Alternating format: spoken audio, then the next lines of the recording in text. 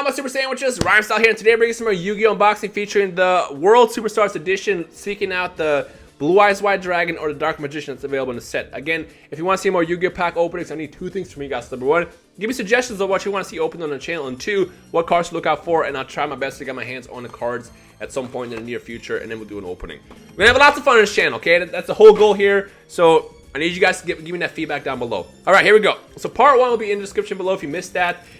Small spoiler alert, I didn't get the Blue Eyes in there, obviously, but if you want to watch that anyways, give me in the description below. First pack, what we got? Hey! Elemental Hero Blaze Man, which you guys probably recognize. I know you guys love your hero cards. I pulled one of these actually in part one. Small spoiler alert again.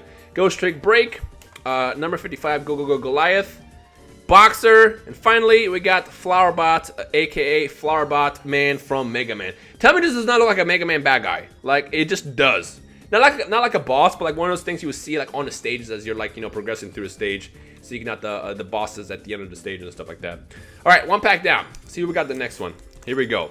Now again, to kind of go over what I said in part one, in case you missed it, the sets themselves, or the cards in the set themselves, aren't really that valuable. I think the most expensive card probably is the Galaxy Soldier, if I remember correctly. If not, it is the Blue Eyes. The Dark Magician is about half the price, which is about $7 to $10. The Blue Eyes is about, I'm gonna say $20 in that range. And then the Galaxy Soldier is about between $16 to $20. Everything else is about literally like $1 or $2, so it's not that valuable. But hey, it's always fun opening these cards, and you guys enjoy it, so we're gonna keep the fun going with that. But the way these packs are set up, you got one prismatic rare in the front, as you can see, and then 4 super rares from the set that varies between heroes to flowers. In this first pack, or the second pack I should say, it wasn't that great. At least I got something new, Earth-Shattering Event. What I love about prismatic cards is they remind me so much about the original promo cards available in the games back in the day. So like Duels to the Rose, Stairway to Heaven, Dawn of Destiny. Dawn of Destiny, let me tell you about Dawn of Destiny. Alright, in the comment section below, if you guys remember, we got Star Seraph Serenity. Sovereignty. Wow, that was actually a mouthful to say. If you guys remember the promo cards that released in any games in the past, what is your personal favorite and why? Let me know in the comment section below. The only reason I asked that right now is because, like I said, the original promo cards had this prismatic rare like hollow effect, and I remember how cool those cards looked initially when they first came out, you know, in the games and stuff.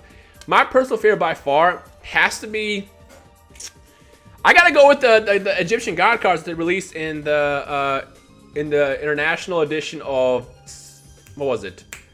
It was the Game Boy game, not Stairway to Heaven. Not Stairway to Heaven. It was the international version of...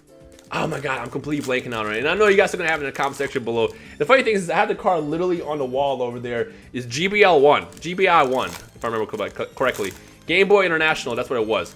I believe that those were only available in the Japanese version of the game. The English version had a whole different set, but that's probably one of my favorites. But the next favorite I got to mention by far is Dawn of Destiny, which was an Xbox 360, oh excuse me, regular Xbox game, Xbox One. It was a terrible game, but what was cool about it is that was the first time that they had a actual physical version of a God card that, it wasn't playable. It even said on the bottom like you cannot play this card, but like it was the first time seeing the God cards in English outside the series, after they had just shown the God cards in the anime. So I remember like I wanted those cards so badly after seeing like Merrick use them and stuff like that, and then all of a sudden they announced Dawn of Destiny, and it was like, oh yeah, they have the Egyptian God cards coming out. And at the time, the only card you could get was the Raw. Again, you couldn't play it unless you play with your friends, in which case, you know, you had your own house rules and stuff like that, which we definitely allowed each other to play the God cards. But that was just so cool to me. Like, I was like, oh my god, it's right there. But unfortunately, never got my hands on it. Never got my hands on it. What I did get my hands on, though, is, well, that's a pretty decent pack. What I did get my hands on, actually, was the Slifer the Sky Dragon from the original Game Boy set, which actually, to this day, was one of the 2 cards that survived my initial, I guess, exit from the game. When I got rid of all my cards, I kept 2. It was an Obelisk and Tormentor from the Game Boy game set, the Secret Rare version with the silver lettering, with the prismatic hollow pattern, and also Slifer.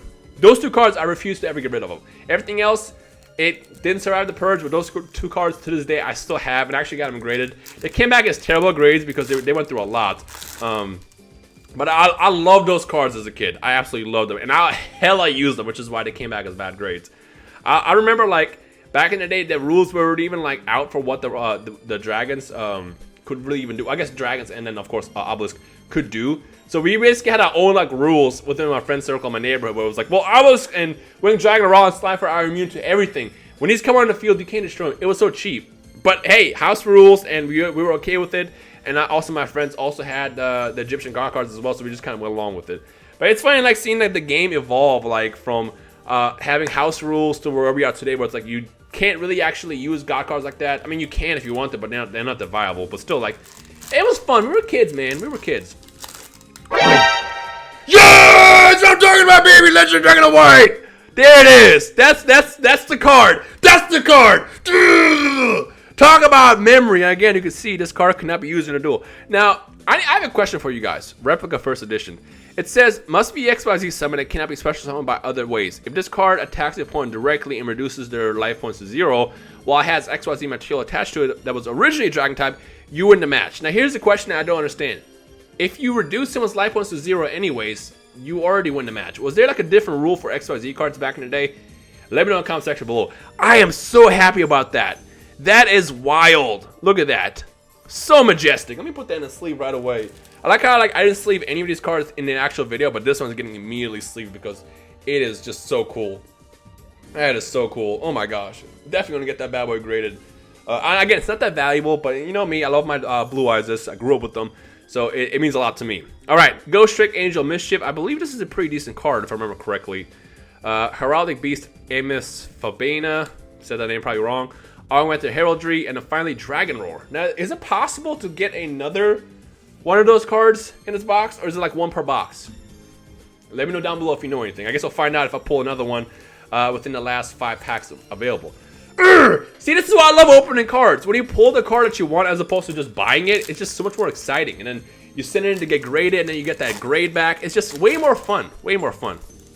We got Numeral Hunter, which also looks like a character from Mega Man. It's like Mega Man spin-off with like Mega Man Zero and stuff like that. Star Seraph Scale.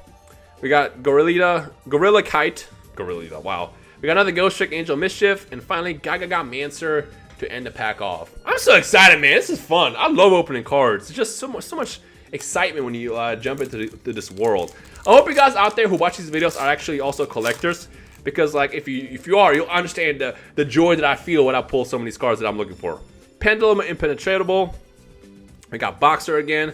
Lots of boxes in the set so far. Gagaga Samurai. Heavy Knight of the Flame. And finally, we got Heroic Challenger 1000 Blades. I believe there's 50 cards in this set. Something around that neighborhood. So it's not that big of a set, which is why you'll see a lot of dupes pop up here and there. But still, man, this is hype. Let me know down below what else to open and what to look out for, because I want to go through all that fun. I want to go through all of that fun. All right, we got 3 packs left. Can we top off the legendary pull with the dragon? Star Seraph Scepter. We got Photon Stream of Destruction. XYZ Ray Pierce.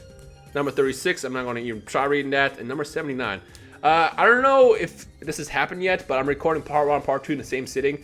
In part 1, I mentioned, can someone explain to me why these cards are numbered? Why in the XYZ world they have like number 1, number 2, number 3? What do the numbers represent? Is there like a secret lore behind it? If you know it, let me know down below. All right, 2 packs left.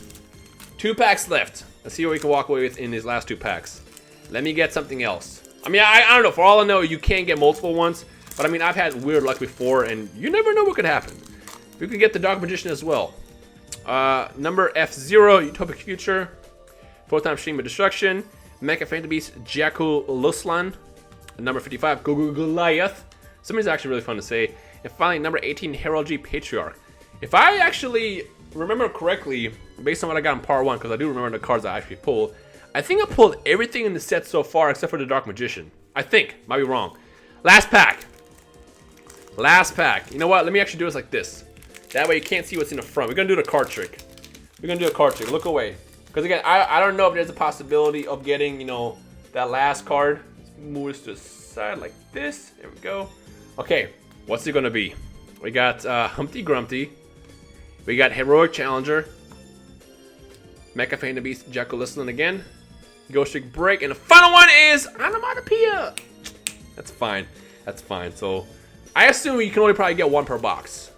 I mean, they are kind of like promo cards. They're not even playable. It even says at the bottom, like, Replica First Edition. This card cannot be used in a duel. So I assume they just kind of stick these in there as like part of, like, if you buy a box, you're going to get at least 1. But hey, 50-50 chance if that's the case, because it could have either been the Dark Magician or the Blue Eyes. I got the Blue Eyes, and look how badass she is, because again, Blue Eyes White Dragon is a girl. All right, hype opening part 2.